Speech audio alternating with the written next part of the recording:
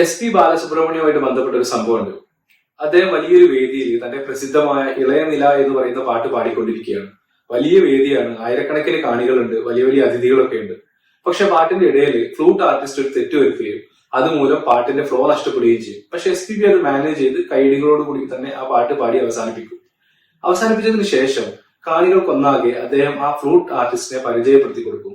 ഇദ്ദേഹം കഴിവുള്ള ഒരു കലാകാരനാണ്, ഇന്ന് നിർഭാഗ്യവശാൽ ഒരു തെറ്റ് സംഭവിച്ചു പോയതാണ്, അത് ആർക്കും സംഭവിക്കാവുന്ന ഒരു തെറ്റാണ് എന്ന് പറഞ്ഞിട്ട് അതേ കലാകാരനെ കൊണ്ട് മിസ്സായി പോയ ആ ഭാഗം വായിപ്പിക്കുകയും അതിനനുസരിച്ച് പാടുകയും ചെയ്യും SPB. വലിയ കൈയടിയോടുകൂടിയാണ് കാണികൾ ഒന്നാകെ അത് സ്വീകരിക്കുന്നത്. തന്റെ ഭാഗത്ത് സംഭവിച്ചു പോയ തെറ്റോർത്ത് തല കൊമ്പിട്ടിരുന്ന ആ കലാകാരൻ വലിയ അഭിമാനത്തോടു കൂടിയും സന്തോഷത്തോടു കൂടിയായിരിക്കണം അന്ന് ആ വേദി വിട്ടു പോയിട്ടുണ്ടാവുക. ഇതിപ്പോ ഓർക്കാനുണ്ടായ കാരണം, കഴിഞ്ഞ ദിവസം ഡാപ്സിയുടെ ഒരു വീഡിയോ കണ്ടു. ഒരു റിഹേഴ്സൽ വേദിയിലോ മറ്റോ വെച്ചിട്ട് അദ്ദേഹം ഒരു സൗണ്ട് ടെക്നീഷ്യനോട് വളരെയധികം കയർത്ത് സംസാരിക്കുന്ന ഒരു വീഡിയോ. അദ്ദേഹം പ്രതീക്ഷിച്ച അത്ര സൗണ്ട് തിരിച്ചു കിട്ടാത്തതോ മറ്റോ ആണ് കാരണം എന്ന് തോന്നുന്നു. പക്ഷെ വളരെയധികം അരഗന്റ് ആയിട്ട് ഭയങ്കര ദേഷ്യത്തോടു കൂടി മൈക്കിൽ ആ ടെക്നീഷ്യൻ ഇങ്ങനെ ചീത്ത വിളിക്കുന്നതാണ് നമ്മൾ കാണുന്നത്. അപ്പുറത്തുള്ള മനുഷ്യന്റെ ശബ്ദം നമ്മൾ കേൾക്കുന്നേ ഇല്ല. എന്തോ ആ വീഡിയോ കണ്ടപ്പോൾ ഭയങ്കര വിഷമം തോന്നി. അത് ഡാപ്സി വിചാരിച്ചത്ര സൗണ്ട് വരാത്തതോ ടെക്നിക്കൽ എററോ ഒക്കെ ഉണ്ടായിട്ടുണ്ടാവാം എന്ന് പറയുമ്പോൾ തന്നെ അങ്ങനെയാണോ അത്തരൊരു സാഹചര്യത്തിൽ ഒരു മനുഷ്യരോട് പെരുമാറേണ്ടത്? ഒരു റിഹേഴ്സൽ വേദിയാണ്, അത് തിരുത്താനുള്ള അവസരമുണ്ട്. മാത്രമല്ല, നമ്മൾ മൈക്കിൽ ഇങ്ങനെ ചീത്ത വിളിക്കുമ്പോൾ ആ ചീത്ത എത്ര പേര് കേൾക്കുന്നുണ്ട്, എത്ര പേരുടെ മുമ്പിൽ വെച്ചിട്ടായിരിക്കും ആ മനുഷ്യൻ അപ്പുറത്തുള്ള ആള് അപമാനിതനാവുന്നത്? നമ്മൾ അപ്പുറത്തുള്ള ആളെ ശബ്ദം കേൾക്കുന്നേ ഇല്ല. അദ്ദേഹത്തിന്റെ ഭാഗത്ത് തെറ്റുണ്ടായിരിക്കാം എന്ന് പറയുമ്പോൾ തന്നെ അദ്ദേഹത്തിന്റെ ശബ്ദം നമ്മൾ കേൾക്കുന്നേ ഇല്ല. എന്തോ ഭയങ്കര വിഷമം തോന്നി അത് കാണുമ്പോൾ, അത് കേൾക്കുമ്പോൾ. ഡാപ്സി ഒരു മോശം പാട്ടുകാരനാണെന്നോ അദ്ദേഹത്തിന്റെ പാട്ടുകൾ മോശമാണോ ഒന്നും അല്ല കേട്ടോ പറയുന്നത്. ഈ അടുത്ത കാലത്ത് ഏറ്റവും കൂടുതൽ റിപ്പീറ്റ് മോഡിൽ കേട്ടിട്ടുള്ളത് ഡാപ്സിയുടെ പാട്ടുകൾ തന്നെയാണ്.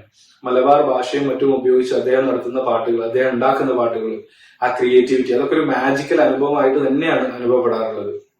അതിന്റെ പേരിൽ മാത്രം അദ്ദേഹം ടാർഗറ്റ് ചെയ്യപ്പെടുകയും അദ്ദേഹത്തിന്റെ ഭാഷയും ചുറ്റുപാടും ഒക്കെ വിമർശിക്കപ്പെടുകയും അറ്റാക്ക് ചെയ്യപ്പെടുകയും ഒക്കെ ഉണ്ട്. അതും യാഥാർത്ഥ്യമാണ്, അതില്ല എന്നല്ല പറയുന്നത്.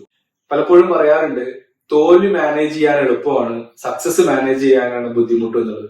അത് ശരിയാണെന്ന് മനസ്സിലാക്കാൻ നമ്മുടെ ചുറ്റുമുള്ള സെലിബ്രിറ്റികളൊക്കെ നോക്കിയാൽ മതി. അത് സിനിമാ നടന്മാരാവട്ടെ, പാട്ടുകാരാവട്ടെ, ഇൻഫ്ലുവൻസർമാരാവട്ടെ, ആരും ആവട്ടെ, കുറച്ച് കൂടുതൽ ആളുകൾ തിരിച്ചറിയാനും അല്ലെങ്കിൽ ഫോളോവേഴ്സും ഒക്കെ ഉണ്ടായി കഴിയുമ്പോൾ സ്വാഭാവികമായിട്ടും പലരുടെയും പെരുമാറ്റം മാറും.